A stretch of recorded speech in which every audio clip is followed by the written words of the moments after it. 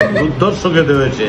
মেয়ের বাড়ি এসছি, মেয়ের বাড়িতে এসে মেয়ে জামাই দুজনে মিলে বাজার করে নিয়ে এসছে শুনলাম।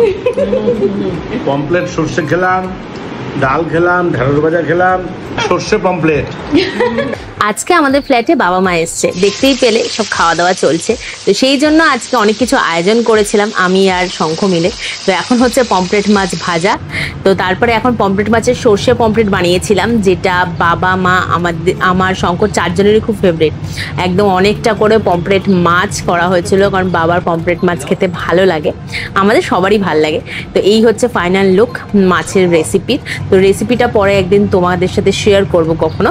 তো এই যে দেখো, খাওয়া দাওয়ার মধ্যে ঢেঁড়স ভাজা, ডাল, কুমড়ো চচ্চড়ি, আর এখানে হচ্ছে সর্ষে পমফ্রেট আর চিকেন কষা।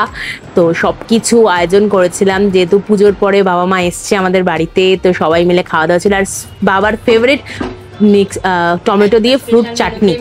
তো সব কিছু নিয়ে আজকে খাওয়া দাওয়ার সব আয়োজন ছিল।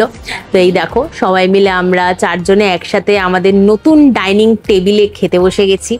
তো এই যে আমি এখানে খাচ্ছি, ওখানে বাবা মাকে তো তোমরা দেখতেই পেলে প্রথমে। এই যে মা, এই যে ও, এই যে ওকে দেখো পমপ্লেট ঢালছে প্লেটে, আর এখানে বাবাকে দেখো খাওয়া দাওয়া করছে। বাবার দারুণ লেগেছে, মার দারুণ লেগেছে, ওর দারুণ লেগেছে, আর আমার তো দারুণ লাগেই, আমার নিজের হাতের রান্না, সেটা তোমরা ভালো মতনই জানো।